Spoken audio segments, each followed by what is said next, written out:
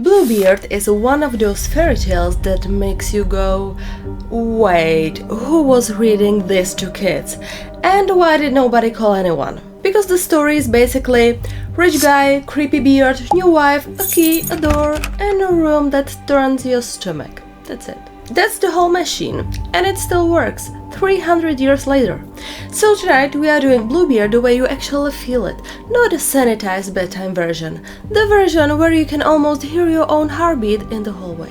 This story, in its most famous written form, comes from French author Charles Perrault. He published La Barbe Bleue in 1697 in his collection of fairy tales, and it has that classic old-school fairy tale energy where everything feels simple and normal until it suddenly is not. Alright, Bluebeard starts with money, like obnoxious money. Fine houses in town and country, gold and silver plates, furniture embroidered like it's wearing jewelry, coaches literally gilded in gold. The kind of guy who doesn't own a chair. He owns a chair that would ruin your credit score. And then the beard, blue. Not slightly tinted in the sunlight, blue. And the story is so blunt about it. The beard makes him ugly. Women and girls run away from him. It's like the beard is a warning label walking around on a human body. Now, in Perrault's text, Bluebeard isn't a wizard or a demon on paper. He's just a man with too much power and one detail that makes everyone uncomfortable. Which honestly makes it creepier because you can put him anywhere. A castle, a mansion, a gated house behind trees, same vibe. He goes to a neighbor, a lady with 2 daughters. Both daughters are described as basically perfect, beautiful, sweet, the ideal. And Bluebeard wants one of them. He doesn't even care which one. He tells the mother to pick, like he's choosing a lamp, and the daughters hate it. They keep sending him back and forth. No, take my sister. No, take her. Because the beard is scary, yes, but the bigger issue is this. He's been married before, several times, and nobody knows what happened to those wives. That's the first tiny horror. Nobody knows. Nobody asks too loudly. Nobody follows up. People just whisper and keep living next door. So Bluebeard does something that still works on humans to this day. He throws money at the problem. He invites the family, their friends, other young people to one of his country houses, and it turns into this week-long luxury trap. Hunting, fishing, dancing, feasting, staying up all night, joking. Basically a curated, look how safe and fun I am experience. And the youngest daughter starts to soften. Not because the beard got less blue, it's still blue, she just got used to it. Which is so real it's painful. And she decides, okay, he is not that bad, he's civil, he's polite, he's rich. They get home, marriage happens fast. And for about a month, it's calm. Then one day, Bluebeard tells her he has to travel for 6 weeks. Business, important affairs. He's leaving. And before he leaves, he does the most chilling part of the entire story. He gives her keys. A heavy ring of keys. Real castle keys. The kind that cling and feel cold and important in your hand. Keys to everything. Wardrobes, silver, gold, strong boxes of money, jewelry, all of it. And then he holds up one small key. And it's so tiny compared to the rest that it basically feels like a joke. That key opens a little closet at the end of the gallery on the ground floor.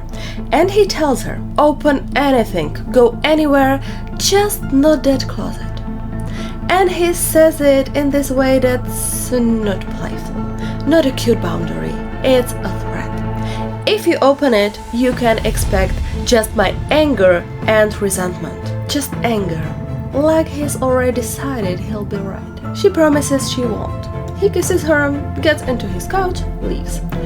And the second he's gone, the neighbors show up. Because apparently everyone has been dying to see his stuff, but they were too scared of the Bluebeard to visit while he was home. Which, listen, that tells you something right there. People will attend a party at the murdered husband's house if the murdered husband is simply not in the room. They run around admiring everything, the beds, the mirrors, the couches, the cabinets, the whole "wow, you're so lucky" performance. And the wife is physically there, smiling, hosting, doing the polite thing. But her brain is in that hallway. Because the thing about forbidden doors is that they get louder the longer you try not to think about them. And she finally can't stand it. She leaves her guests, run down a back staircase so fast she almost breaks her neck. The story literally says she nearly broke her neck. Like her body is already trying to stop her and she's like, "Nope, we are doing this." She stands in front of the closet door and she pauses. She remembers his voice, his rules, the threat, and she still opens it. Hands shaking, heart pounding, the tiny key turning in the lock. At first she can't see. The windows are shut, it's dim. Then her eyes adjust, and the floor is covered in clotted blood. And not a little stain, not "oops, someone spilled something." Blood like the room has been holding it. And against the walls are bodies of women, dead wives, hanging there. The story straight up says these are the wives he married and murdered one after another. And she drops the key into the blood. And I need you to imagine the sound. A little metal clink, swallowed by a wet room. She grabs the key, slams the door, locks it, stumbles upstairs. She tries to calm down, but she can't. She's shaking. She's trying to breathe like her lungs forget how. Then she looks at the key, blood on it. So she washes it. Soap, sand, scrubbing, rubbing like her life depends on it. Because it does. And the blood won't come off. Now, quick context, because this detail confuses people when they see it quoted. A lot of English-speaking readers know this story through later retellings and translations, and one of the most famous is in Andrew Lang's fairy tale collections from the late 1800s. Lang was a Scottish writer and folklorist who published books like The Blue Fairy Book, and he included an English version of Bluebeard based on Perrault's French text. In the telling, the key is magical. It's basically telling on her. She cleans one side and it comes back on the other, like the key is alive and it has decided, I'm snitching. And then Bluebeard comes back the same evening. The same evening. Like the story is messing with her on purpose. You get one day of denial and then the car pulls up. He says his business ended sooner than expected. Everything went to his advantage. Of course it did. She tries to act normal. Overly happy, big smiles, so glad you're home. Next morning, he asks for the keys back. And her hand trembles when she gives them to him. Which, yeah, because your body can't lie when your brain is trying to pretend. He looks at the ring and he goes, "Where's the little key?" And she does that panic thing where you lie, but you don't even lie well. "Oh, I must have left it upstairs on the table." And he's like, "Bring it." So she goes back and forth pretending she's looking, like maybe the key will magically fix itself if she stalls long enough. It doesn't. She hands it to him and he stares at it and he says, "Why is there blood on this key?" And she says, "I don't know." And he says, "Oh, you do know. I know too. You opened it." And then he says the line that makes my stomach drop every single time. "You were so eager to go in, so you can go back and take your place among them." So now she's on the floor, begging, crying, promising she will never disobey again. Some people read Bluebeard's wife as a cautionary figure. Like, see, don't be curious, obey your husband. That's literally what Perrault's first moral tries to say. But I've also seen people read her as the only person in the whole story who did the correct thing. Because she found the truth, and she believed what she saw, and she tried to survive it. And honestly, I'm with the second reading, because if you are in a house with a forbidden room and you ignore the forbidden room, you are not safe, you are just uninformed. Anyway, Bluebeard doesn't soften. He says she must die immediately, and she asks for time to pray. And here's a detail I want to be careful with because it changes depending on the English version you read. Some translations say he gives her a quarter of an hour, and some say half a quarter of an hour. Either way, it's a brutally short window and it still feels like a power flex. He's giving her time as a performance, like he's generous, like he's reasonable, like he's in control down to the minute. She calls for her sister Anne. Sister Anne is basically the stress of the story given a human body. She tells Anne, "Go up to the top of the tower, look for my brothers. They promised they would come today. If you've seen them, signal them to hurry." Anne goes. The wife waits. And then the most iconic call and response starts. "Anne, Sister Anne, do you see anyone coming?" And Anne says, "I see nothing but the sun making dust and the grass looking green." The line is so weirdly peaceful. Sun, dust, green grass. And meanwhile, a man downstairs is literally holding a sword. It's like the world is still beautiful while your life is collapsing. And that feels too real. Bluebeard yells up, "Come down or I'm coming up!" She stalls. "One moment longer, please." She asks Anne again. Nothing. Again, nothing. Then Anne sees dust. Then she sees sheep. Then finally she sees two horsemen far away. And the wife is trying to make a sign with whatever she has, waving desperate, while Bluebeard is screaming so hard the house trembles. She goes down, hair loose, crying, falls at his feet again. And he grabs her hair with one hand and lifts its sword with the other. And this is where, if you are watching this at night, your shoulders get tense without you noticing. Because you know what's coming, but your brain still holds its breath. He's about to strike, and there's a loud knock at the gate. The gate opens.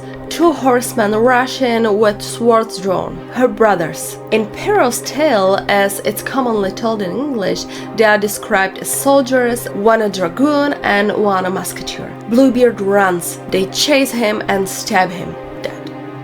And the wife is almost as dead from shock. The story says she can't even stand to greet them. Then the ending snaps into that fairy tale, lives go on tone. Bluebeard has no heirs. She inherits everything. She uses money to set up Anne with a man she liked. She buys commissions for her brothers. She remarries a worthy gentleman and forgets the bad times she had with Bluebeard. Some people love this ending because it's survival and justice. She lives, the monster dies. She gets control of the wealth that trapped her. Other people hate it because it feels too clean for what she just lived through. Forgets the bad time. Babe, this is not how trauma works. That's how fairy tales with trauma worked. And I think both reactions are fair. Now, let's talk about the part that people always argue over.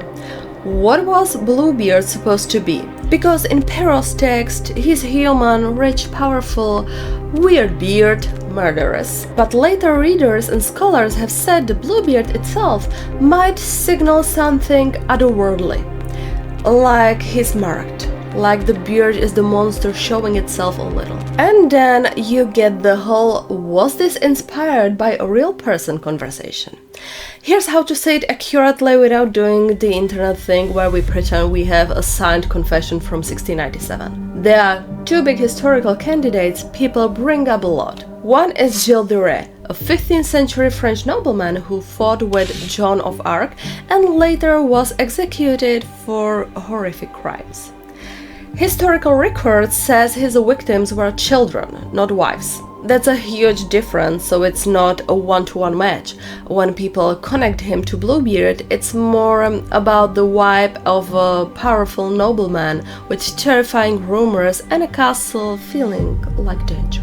The other is Conomor the Accursed from Breton legend, with his wife Tryphene. That story has a more direct overlap. secret chamber, previous wives, pregnancy fear, the husband killing wives, the wife fleeing. In some versions, she is miraculously restored by a saint. That one. If you want this feels like Bluebeard before Bluebeard, it fits better. But we don't have a proof. Perrault sat there like, I'm directly adapting Conan More. So best label, possible inspiration, strong parallels, not confirmed. There's also this whole bigger family tree or forbidden room stories. Pandora, Eve, Psyche. Don't look, don't open, don't ask. And it's kind of wild how often the person punished for curiosity is a woman. And yes, Perrault literally slaps morals at the end. Moral 1, curiosity leads to regret. Moral 2 is basically, don't worry girls, modern husbands aren't like this. And wives will let them know who's boss anyway. Which is hilarious and also suspiciously defensive. Like, even Perrault knew the first moral was a little too convenient. And this is where I go slightly feral, sorry. Because the story pretends the lesson is don't be curious, but the plot itself keeps whispering, if you are curious, it's because something is wrong. And the key being magical is such a nasty detail. It removes the fantasy of I can hide what I know and stay safe. The moment you know the truth, it marks you. That's what the blood does. Also, weirdly specific comparison that has no business being here, but I can't stop thinking about it. Bluebeard handing her keys feels like when someone says, you can check my phone anytime, and then they put it face down, keep it on silent, and suddenly have a password they never had before. Like, okay, sure. Totally normal energy. And there's another thing scholars point out. The story has gaps. Where did all her guests go while she was in the murder closet? Why does Bluebeard give her time to pray if he's so eager to kill her? Why give the key at all? And one theory, just a theory, is that the forbidden door is a test. Not of love, not of trust. Obedience, control. Can I make you live inside a rule that makes no sense? Because think about it. He could have locked the door and kept the key. He could have not even mentioned it. Instead, he puts the temptation in her hand and then acts shocked she touched it. The dynamic is ancient, and it's the reason the story won't die. And if you are curious where the other big versions sit in the Bluebeard family, here are the ones people keep connecting to it. Perrault's Bluebeard is the famous literary version. The Brothers Grimm had a Bluebeard story in their early 1812 edition, but it was later dropped. Then you've got close relatives like Fisher's Bird, where a man tests women with a forbidden room, but the ending shifts hard because the youngest sister uses her brain and basically outplays him, and she even manages to save the others in some talents. There's also the Robber Bridegroom, where a bride witnesses a murder scene and has to expose the man. And in England you get Mr. Fox, which has the same curiosity saves you energy, because the woman finds out what he is before it's too late. So when people say Bluebeard, they are often talking about the whole cluster of stories with the same spine. Forbidden door, secret violence, and a woman trying to survive what she just learned. Okay, and now I want to know what you feel when you hear this story. Because people split hard on what the scariest part is. Some people say the corpse room is the horror. Some people say the real horror is the moment he gives her the key and tells her not to use it. Because that's a trap dressed up as a trust. So tell me in the comments, if you were her, would you open the door? Like, be honest. Not, I'm so smart, I would never. Would you open it? And which version would you rather live through? The Perrault's version where your brother saves you at the last second, or a version where you have to expose him yourself and survive this fallout? Also, tell me what you want next in this dark fairy tale series. Do you want something like the Juniper Tree, the Robber Bridegroom, Fisher's Bird, or maybe one of those old stories that barely anyone knows anymore but feels like it crawled out of a nightmare. If you enjoyed this, like the video, subscribe, and send it to the friend who still thinks fairy tales are harmless. And yeah, if a man ever hands you a key and tells you there is one door you can't open, what are we doing? What are we doing?